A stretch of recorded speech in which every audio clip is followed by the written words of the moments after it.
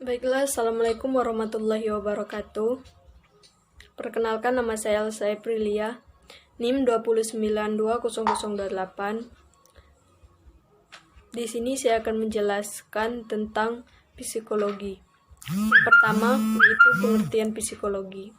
Psikologi adalah sebuah bidang ilmu pengetahuan dan ilmu terapan yang mempelajari mengenai perilaku dan fungsi mental manusia secara ilmiah. Para praktis dalam bidang psikologi itu disebut psikolog. Para psikolog berusaha mempelajari peran fungsi mental dalam perilaku individual maupun kelompok. Selain itu juga mempelajari tentang proses psikologis dan neurobiologis yang mendasari perilaku. Yang kedua yaitu sejarah psikologi. Psikologi berasal dari kata psi yang berarti jiwa, logos yang berarti ilmu. Jadi secara harfiah psikologi berarti ilmu jiwa. Sebelum menjadi ilmu pengetahuan yang berdiri sendiri atau 1872, psikologi dipelajari oleh filsafat dan ilmu faal. Filius atau Yunani kuno atau Tacitus mengartikan jiwa sebagai suatu yang supernatural atau hyperrated.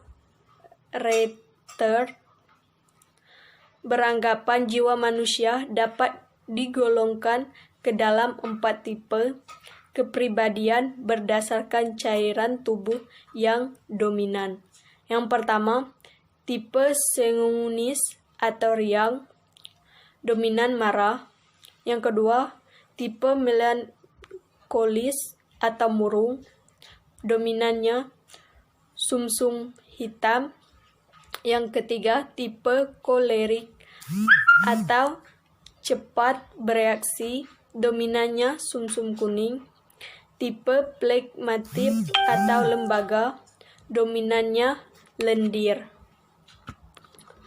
Kemudian, Sokrates, Plato atau Aristoteles memperkenalkan teknik meiotis, yaitu wawancara untuk memancing keluar pikiran dari seseorang. Plato berteori bahwa terdapat 3 fungsi dalam diri manusia atau logistik akal, berpusat di kepala atau tomentikos atau rasa, berpusat di dada, dan abnomen atau kehendak, berpusat di perut. Dalam hal ini, dengan konsep Ki Hajar Dewantara, konsep jiwa terdiri dari cipta, rasa, dan karsa.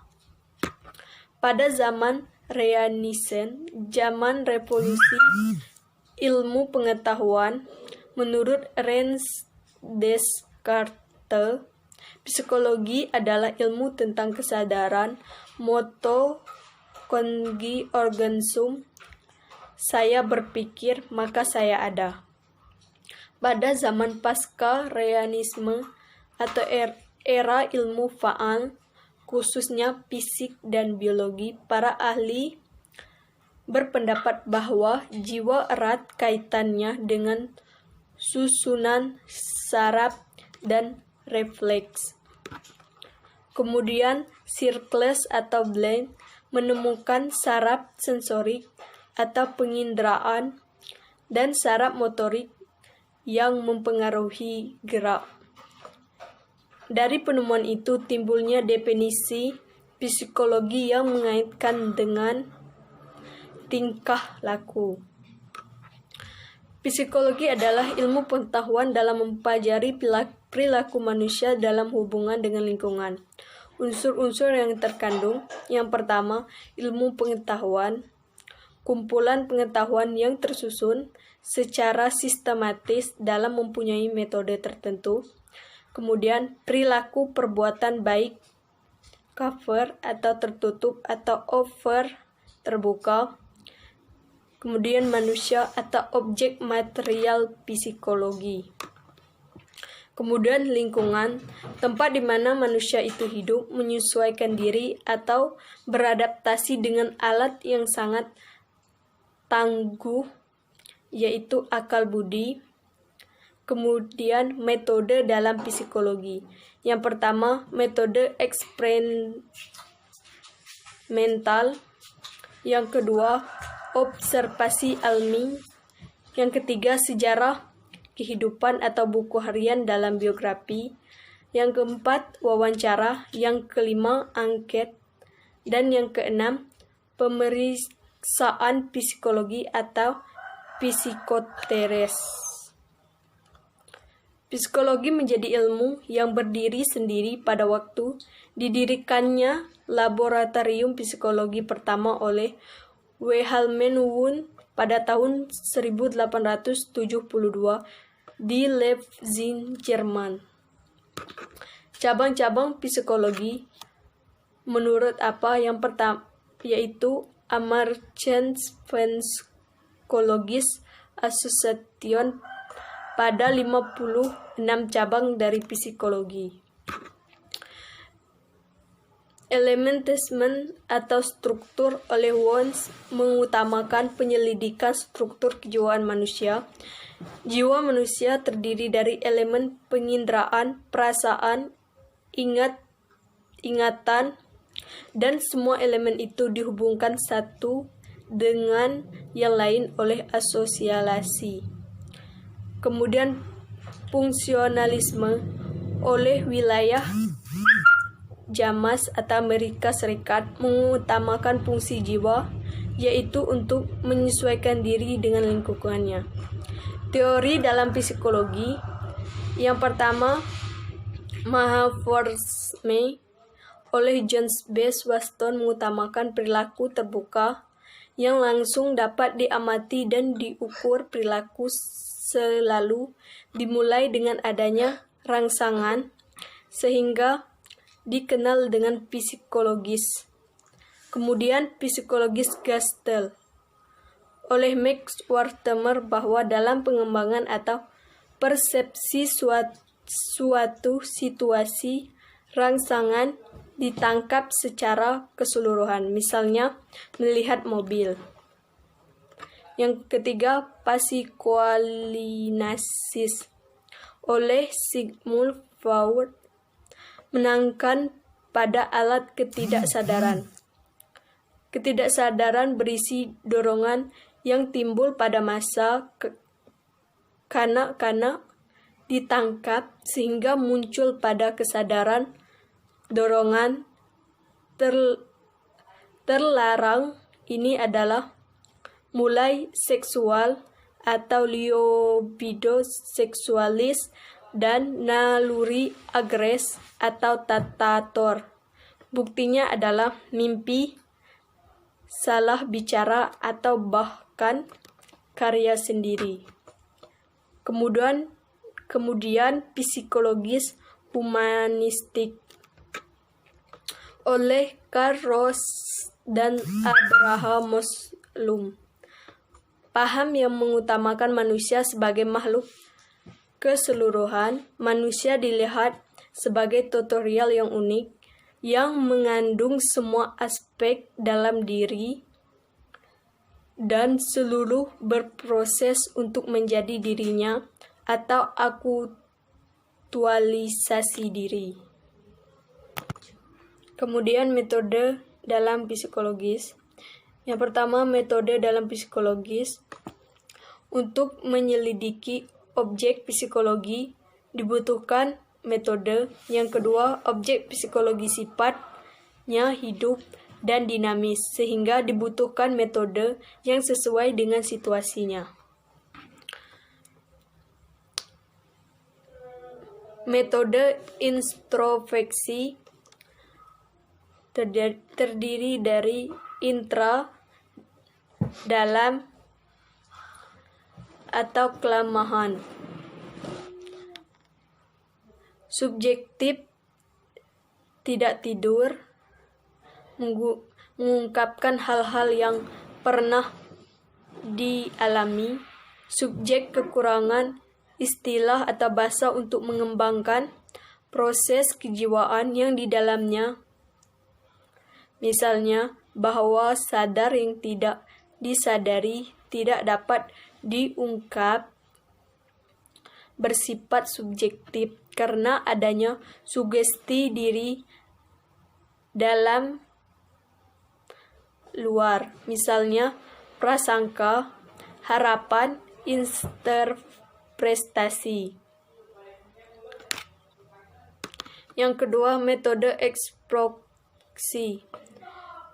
Ekstra luar atau spekter melihat, pengamatan terhadap pihak lain, gejala yang ada pada orang lain diinterpretasikan untuk disampaikan dengan gejala-gejala yang pernah dialami sendiri. Anak yang polos lebih mudah diagropikasi karena tidak banyak interpretasinya. Kelemahannya subjektif karena bersandaran pada pengalaman diri sendiri. Metode biografik. Kelemahannya subjektif karena ditulis sendiri.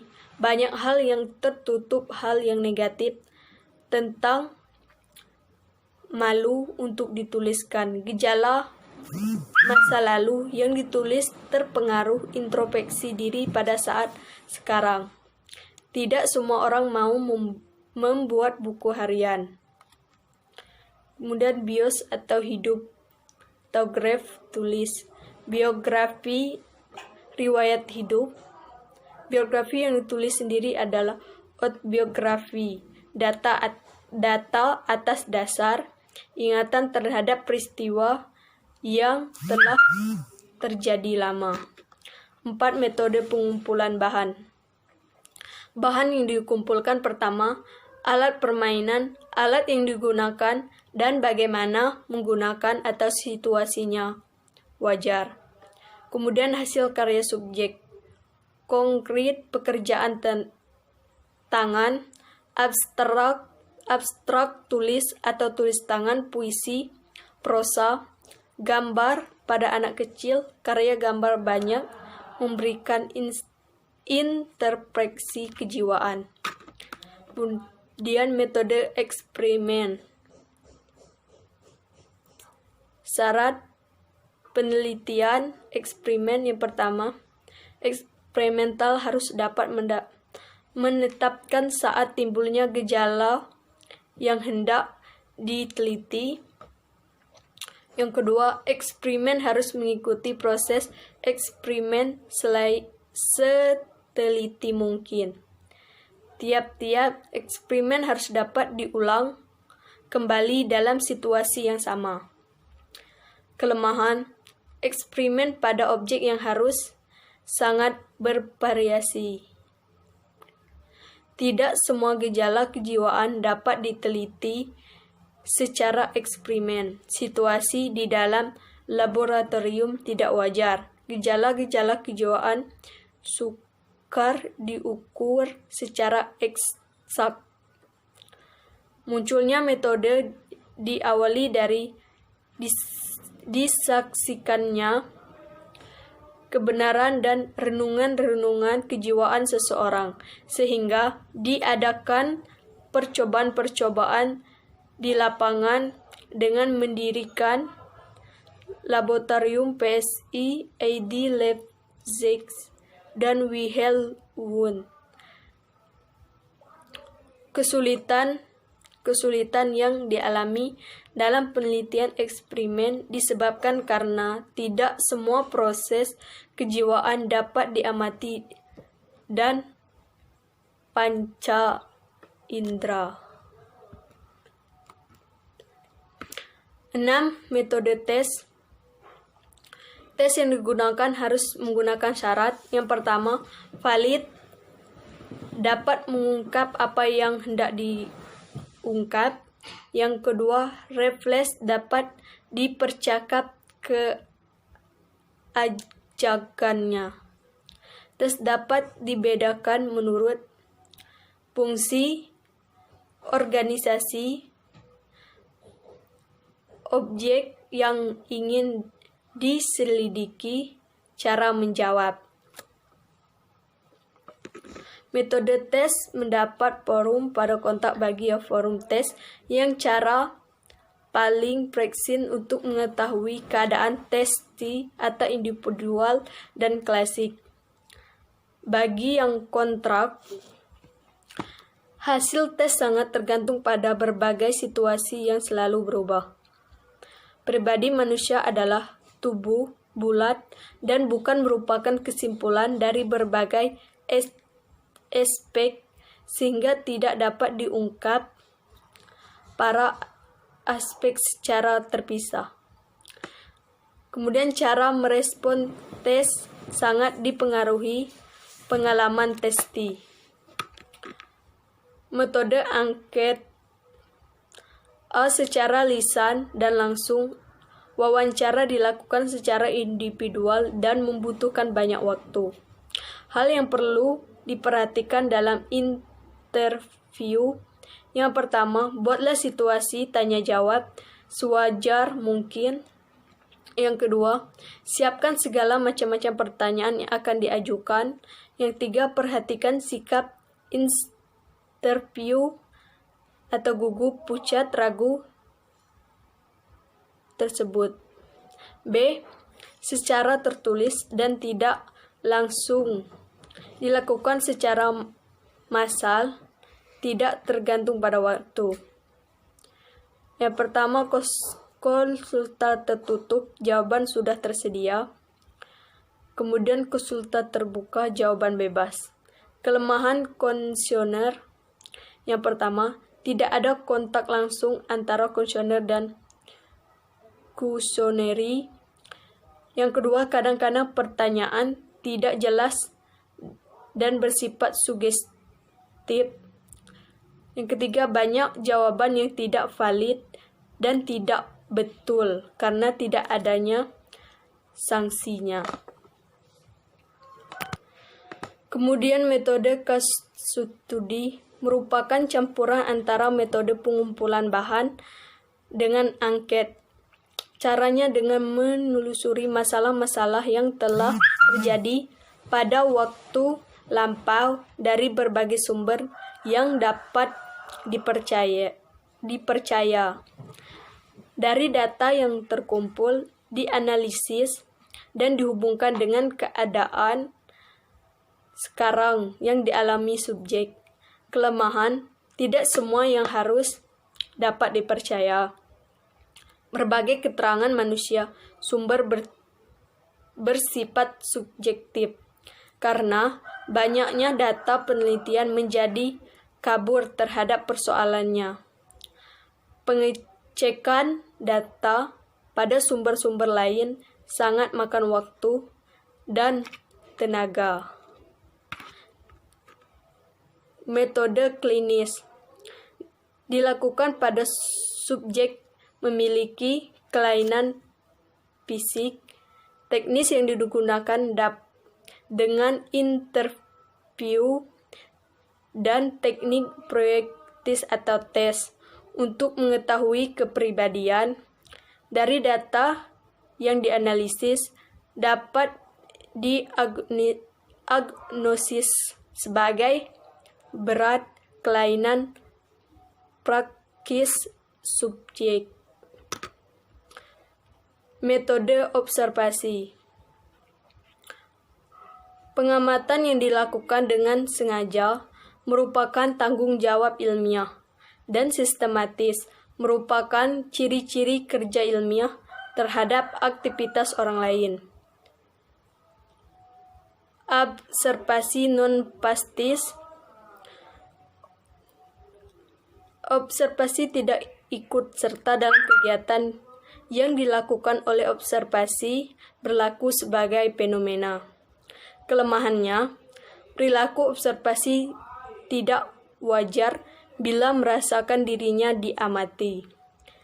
Karenanya observasi harus menggunakan agar situasi tidak formal, pencatatan tidak menyolok. Metode ini sangat pelengkap metode lain. Metode partisipan. Metode ini untuk mengatasi kelemahan metode OSS non-partisipan. Observasi ikut serta dalam kegiatan yang dilakukan observer. Dengan partisipasi observer, maka observasi tidak merasa kalau dirinya sedang dinilai sehingga tidak dilakukannya wajar. Observasi harus memiliki kemampuan teknis dasar, teori yang melantar belakangi penelitian. Kemudian observasi dalam situasi eksperimen. Gejala yang diselidiki ditimbulkan dengan sengaja, karena gejala-gejala yang akan diobservasikan sudah ditentukan terlebih dahulu. Sering digunakan juga on-way-screen mikrofon yang tersembunyi, sehingga pengamatan dapat dilakukan dengan cermat. Kemudian gejala-gejala kejiwaan pada manusia normal. Gejala-gejala kejiwaan yang pertama, referensi, belajar dan berpikir, mengingat, emosi, motif. Emosi. Selain dipengaruhi oleh penginderaan, preferensi dan pikiran, perilaku manusia juga dipengaruhi oleh perasaan atau emosi. Perasaan bisa positif, bisa juga negatif. Perasaan bisa kuat, lemah, atau sama-sama. Perasaan yang kuat menjadi mendalam, luas, terarah, dan mencapai tingkah psikologis, tidak hanya psikologi menjadi emosi. Kemudian definisi emosi. Emosi berasal dari kata Latin emover, keluar, dan movere atau berangkat. Emosi berarti bergerak keluar. Emosi adalah reaksi penilaian yang konflik dari sistem saraf seseorang terhadap rangsang dari luar maupun dari dalam diri individual. Emosi yang dikuat. Selanjutnya, frustasi. Frustasi adalah keadaan emosi yang disebabkan oleh tidak tercapainya kepuasan atau tujuan akibat adanya hambatan atau rintangan dalam usaha mencapai kepuasan atau tujuan tersebut. Jenis frustasi. Yang pertama, frustasi lingkungan. Yang kedua, frustasi pribadi. Yang ketiga, frustasi konflik. Konflik mendekat atau individual dihadapkan pada dua atau lebih tujuan yang sama-sama positif. Konflik mendekat atau menjauh, objek yang menjadi tujuan memiliki nilai positif dan negatif sekaligus. Konflik menjauh, individual dihadapkan pada dua atau lebih tujuan yang sama negatif. Khusus individual terdiri dari dua, yaitu inteligensi dan kepribadian. Inteligensi adalah diri secara mental terhadap situasi atau kondisi baru atau piaget. Inteligensi adalah perbuatan yang disertai dengan pemahaman atau pengertian.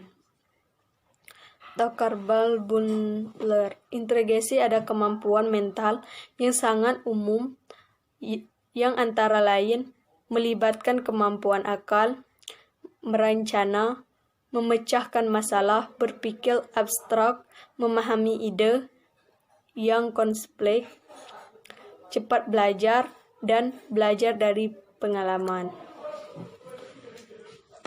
Kemudian frame of myth, the holds of multi-intelligence. Pertama, kecerdasan bahasa, kecerdasan logika matematika, kecerdasan ruang,